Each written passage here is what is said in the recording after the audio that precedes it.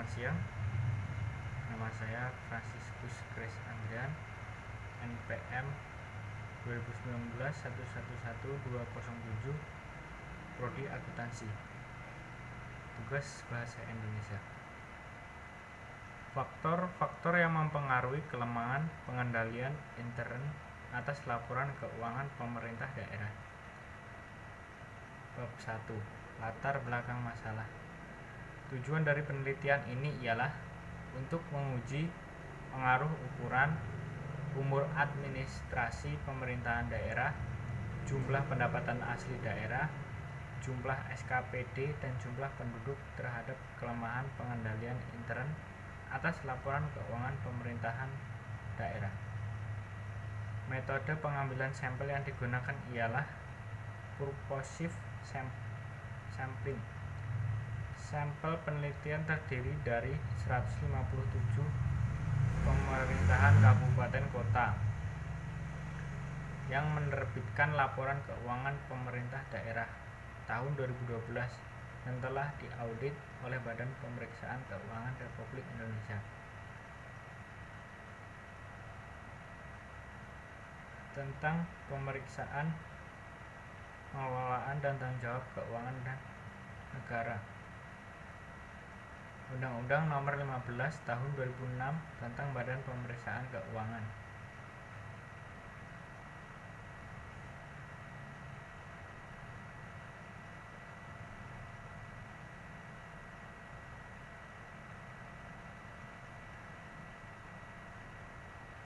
Dari uraian di atas, pemerintah daerah Kabupaten Lampung Timur dalam rangka mencapai pengelolaan keuangan daerah yang efektif, efisien, transparan, dan akuntabel sesuai dengan amanat peraturan perundang-undangan telah melakukan berbagai upaya dalam rangka meningkatkan kinerja, transparansi, dan akuntabilitas pengelolaan keuangan daerah.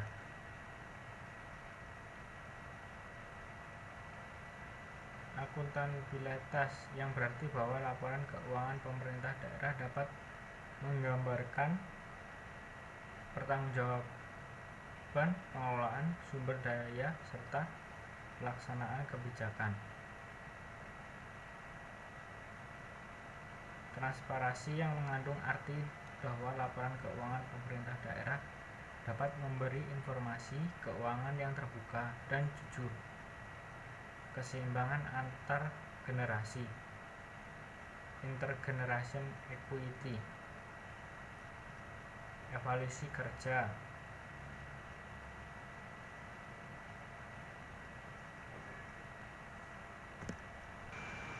bab 2 kajian pustaka.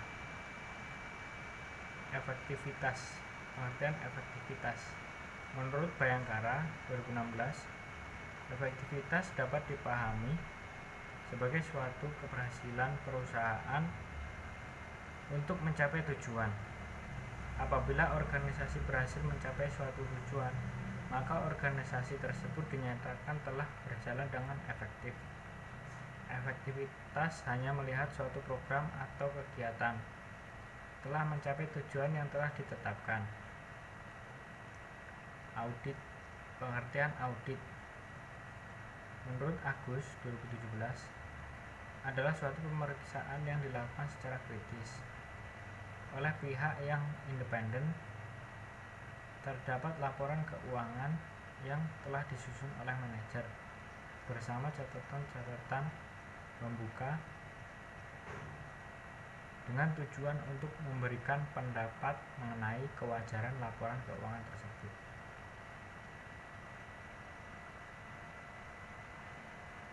Menurut Mulyadi, audit umumnya digolongkan menjadi 3 golongan.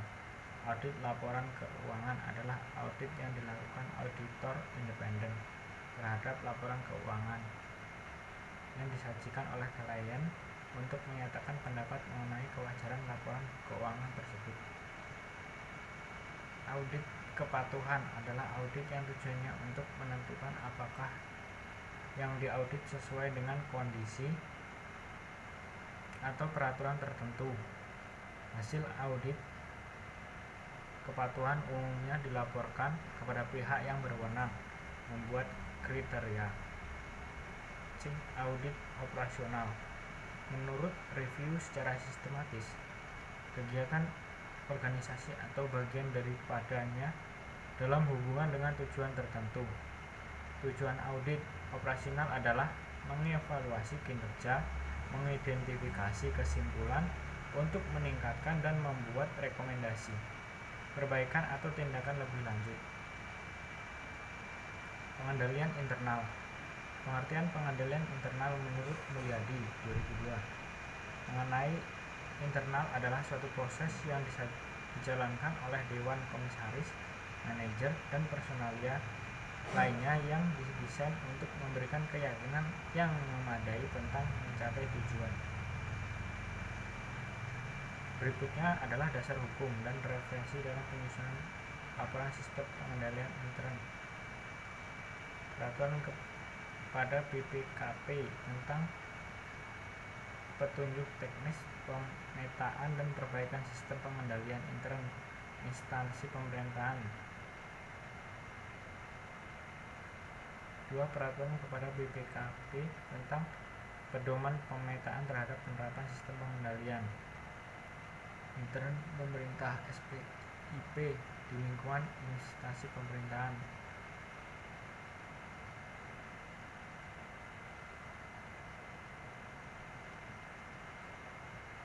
Pengujian pengendalian intern dengan metode atribut sampling. Menurut Mulyadi, 1. Quick sample size attribute sampling. 2. Stop or go sampling. 3. Discovery sampling. Hipotesis. Pengendalian intern keuangan sangat berpengaruh bagi kesehatan keuangan daerah. Dalam hal ini menyangkut juga efisiensi keuangan yang mempengaruhi juga kesejahteraan penduduk. Bab 3. Metode penelitian. Jenis penelitian. Jenis penelitian yang digunakan oleh penulis dalam meneliti ini adalah studi kasus yang dilakukan secara mendalam terhadap suatu objek tertentu dalam jangka waktu tertentu untuk mendapatkan kesimpulan yang hanya berlaku pada objek yang diteliti. Pengertian sampling random sampling menurut Sugiono 2001. Teknik sampling random. Sampling random adalah teknik pengambilan sampel dari anggota populasi yang dilakukan secara acak tanpa memperhatikan strata yang ada dalam populasi itu. Tempat dan waktu penelitian. Penelitian ini dilakukan di bimbingan masyarakat. Data yang dicari untuk melakukan penelitian ini adalah gambaran umum, struktur organisasi, dokumen dan catatan. Teknik pengumpulan data, wawancara, dokumentasi. Teknik pengambilan sampel. Dalam memilih sampel secara acak, penulis menggunakan random sampel dan menggunakan Microsoft Excel dengan batasan angka tertentu, yaitu dari A sama dengan 1 sampai B sama dengan 222 dengan menggunakan Microsoft Excel. Maka pemilih sampel dapat dilakukan dengan cara sebagai berikut. Memasukkan data bukti pembayaran ke dalam Microsoft Excel. Membuat kolom baru. Pilih sel A2. Klik sel A2. Lalu tekan Ctrl. Pilih A2 dan B2. Lalu blok semua baris atau kolom. A2 dan B2 sesuai dengan jumlah sampel yang diuji. Keterangan rumus di atas adalah instruksi internet. INT dimaksud dengan memperoleh angka yang dibutuhkan, sedangkan random RAND dimaksud untuk memperoleh angka random atau acak dari 1 namun kurang dari 222. Teknik analis data. Menentukan atribut yang akan diperiksa untuk menguji efektivitas pengendalian internal. Dalam penelitian ini atribut oleh yang digunakan adalah kelengkapan dokumen bukti pembayaran, otoritas pengeluaran kas, adanya ketidaksesuaian data yang tertera, menentukan populasi yang akan diambil sampelnya. Terima kasih penjelasan saya untuk tugas bahasa Indonesia.